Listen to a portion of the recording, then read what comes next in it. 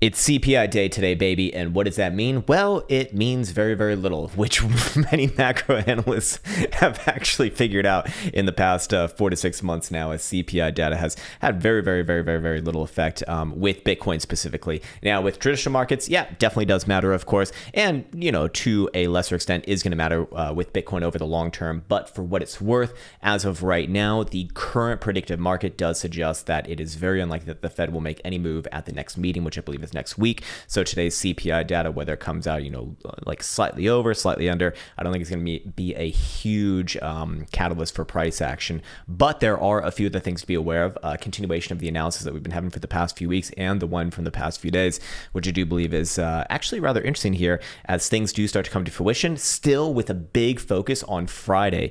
Big focus on Friday. If you're new to this channel, or if you just haven't been paying attention for the past few weeks on this channel, we've been saying, hey, September, the first few weeks, very likely to be downside. However, starting from about the 15th, which is a quad witching day, which is Friday, to the end of the month, we do expect at least sideways, probably an attempt for a bounce. And in this case, we are just 2 days away from that date. So I would be looking for, maybe one more try to the downside, but ultimately it's a big focus on that number, as we'll get into. And you know what? With that said, I want to welcome you back to the Krown Crypto channel. Long introduction right there. So we're just going to rush right through this one and start off with the heavy hitting new information, starting off with the 5-day time frame over here. So this is the 5-day volatility versus stochastic momentum signature yet again. And there is something of significant interest as of right now. So first things first, if you're new to this channel, what am I talking about? I'm talking about the 5-day BBWP, which represents volatility, aka the dispersion of returns.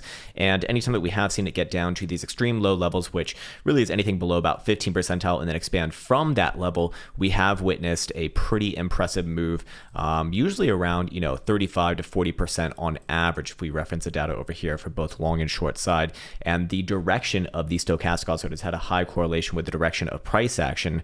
And in this case, we do see that it is actually still angled to the downside.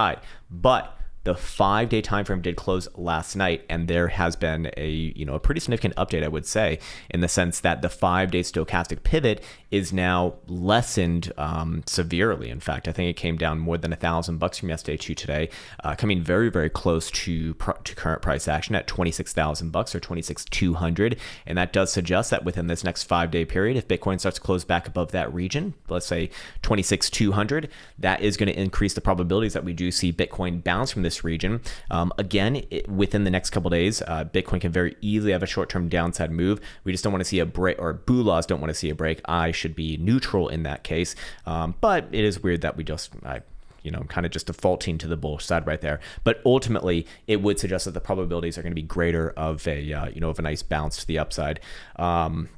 And traditionally speaking, this has led to an average move about 40% with a standard deviation of about 7%. So, we're talking anywhere between, mid 30s to upper 40s, basically. So as of right now, it does look like the downside signal is probably gonna be another false one, because on this current tick for the 5-day BBWP, it is once again, of course, contracting here. So I would be looking at that as a non-signal, and realistically, we're probably not going to get the real, it's not the real, but the signal that I think people are really looking for until at least the next period. So if Bitcoin starts to close back above 26,200, I'm going to start to favor the Boolahs significantly more, especially seeing as that would also come in contact with or after the 15th as well, because that's just in a couple days here.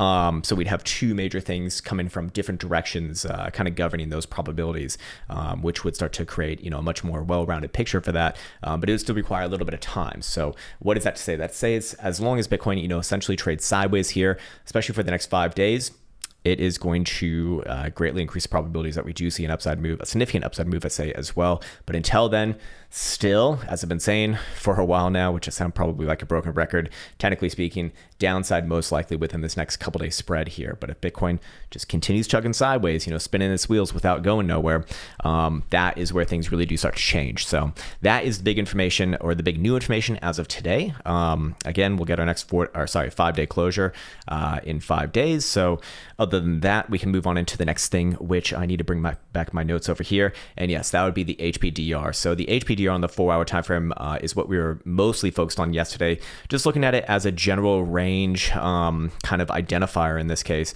And it operated just about as perfectly as could be. Again, getting the bottom side right here, the top side right here. Nothing's really changed. So despite yesterday's price action, as we went over on yesterday's video, nothing really new has happened as of right now. Is it wise to call this a fake rally or a trap rally just yet? Technically speaking, no, because we would need to see a confirmation of this as another lower high, which, is within the cards. I mean, I think that'll be a lot more obvious if we put this one on a line chart. There is, slightly lower high right there compared to what we did see in that first week of September on that failed rally. But in order for this one to really confirm a local high, thus a lower high, and also hidden bearish divergence, I believe all the way up to a 4-hour, maybe even a 6-hour time frame as well, would be the same criteria as yesterday. We need to see a full hour closure below about 25,600. Below there, yeah, this starts to look pretty damn ugly. Bitcoin probably trades back down towards this week's lows, and at that point, it really, that would be really where I start to, get quite bearish myself, because, coming into or timing this between now and Friday, that would start to look a lot like, hey, that's a Thursday dump party or Thursday dump signal. So if you do see that coming around CPI data a little bit later, Bitcoin pops down below here and then closes below here. Very, very important. Not just popping down, but closing below that region. Then yeah, I'd have to say that all that we said about the upside earlier is now likely going to apply to the downside. But for right now, Bitcoin still holding valiantly above that region. Top side of the current range still 26,300 on a closing basis. Bottom side still about 25.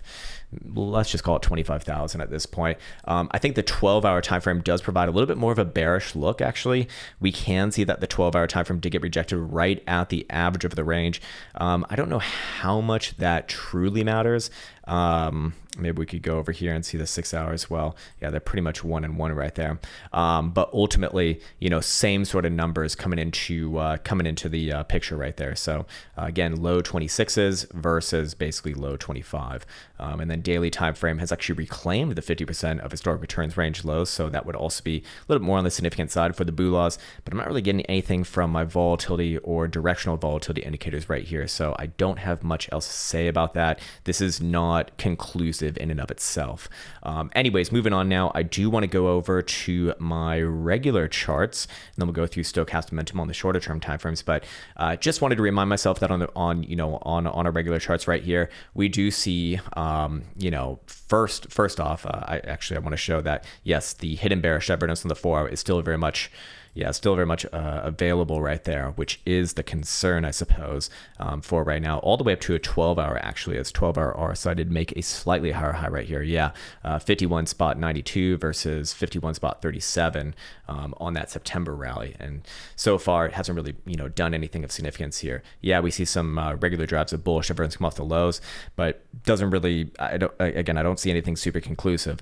If I did want to pull a few things out, 12-hour Jewel starting to show some upside momentum there. Daily Jewel doing the same thing as well. And also following up from yesterday's analysis, because of the way that Bitcoin did close, there is going to be potential for regular bullish divergence on the daily time frame between, basically all of these points right here, actually, which was this low, and this proverbial low right here. Still though, with the way that Bitcoin closed yesterday, it did not confirm this as a local low, did not close above the high of the prior. In this case, it did close about 50, 60 bucks below. So still, ideally, I'd want to see either a trade above yesterday's high or closing above about 26.3-ish, let's say, on a daily. And at that point, yeah, you got some drives of regular bullish divergence, and Bitcoin very likely puts in a move somewhere around 27, low 27 at that point, which is what I did say is, in my opinion, probably best case scenario for September. Anyways, moving on now to the 2-day time frame. I do think that there's a few other things of interest here. 2-day time frame would have that same potential for regular bullish divergence, again, if Bitcoin closes above basically those same numbers that I just gave out. So you wouldn't just have daily, you'd have 2 2-day as well. You can start to see the dominoes and how they're building up here, and why these areas are ever so important. And then of course the 5-day and both the weekly do have potential for hidden bullish divergence between this low right here and this potential low right here. And that would be a humongous one, as RSI did make, significantly lower lows right here, obviously. But how would you confirm this as a local low? In this case, on the 5-day, it'd really need to pop back up. I'd want to see it close above like 26,800 or so. And at that point, very likely we're going to see a move towards 30,000 if that does happen. So that kind of set things into motion maybe later this month. But again, I want to reiterate, while I'm talking about all these things, while I'm talking about all these potentials, these are just potentials right now. They are not confirmed. They're just within the vicinity, and because of the way that Bitcoin's acted over the past few weeks, it is still a possibility. It's like the bulls are doing what they need to do in order to keep these options open, but they are not confirmed as of right now. And still, in the short term, downside is technically more likely. It is probabilistically more likely. So I hope that I'm really like banging that drum as much as possible, just so things don't get misheard. Anyways, we can go ahead and check out regular stochastic momentum just to kind of see what CME is showing right now. I do think that it's interesting to see that let's actually start off over here on the daily. The daily time frame is going to be showing upside momentum on CME, assuming that it closes above 25,250 today, coming in from some very low levels, and also will have technically bullish divergence on stochastic oscillator, which I don't really care too much about, but that combined with the RSI as well, that starts to look pretty good. 12-hour time frame continues with upside momentum above 25,450. 6-hour time frame is going to show upside above 25,650. 4-hour time frame is going to actually turn down below 26. Right now it's trading about $100 below that pivot, and hourly is going to turn up above 26, so it remains down below 26. Not really getting anything super obvious from these right here. I expect that we will get some spiky price action around CPI prints later today, which is very, very normal. But how big will these spikes be? Well, again, just know the major areas of interest to the downside, even on a 4-hour closure, below 25,600, this really does start to look like another local and lower high, and momentum will turn down across the board and confirm hidden continuation divergences basically. But until then, or if Bitcoin comes out of that and rallies back above about 26,200, that's when it really starts to look like, hey, Boolaws are taking charge here. And I suspect that we're going to have all of this clarified within the next couple of days. So this makes this a lot more exciting, except for, especially compared to the last few weeks where it's like, hey, yeah, probably going to be more sideways, probably going to be more boring shit, probably going to be more, nothing. And now we're actually getting some resolutions on this. I guess because it is CPI day, we could just take a quick look at Dixie daily. Not really getting too much from this. Did take out these highs from May, so that's it's not necessarily bearish, but yeah, I don't really have too much to say about Dixie, honestly, especially coming into a day like today. So I will hold off on that. And you know what? I'll end things right there. I think we'll come back tomorrow. We'll have a slightly clearer view, and then the big focus is once again on Friday. So with that said, I want to wish you the best as always. I forgot to mention it, but we'll do it right now. I put back in the link to Discord in the description of these videos. African Crypto Warlord needs more friends in Discord. So you know what? If you're interested in joining the Cave Community Trading Discord, then you can hit that link there. It's 100% free. It's just available. We shoot the shit. There's a lot of funny motherfuckers in there. Data Dan probably being maybe the funniest. So watch out for him, and a lot of good people as well, who I will actually be talking with soon. So with that said, I want to wish you the best as always. Take care, much love, and see you hopefully Thursday.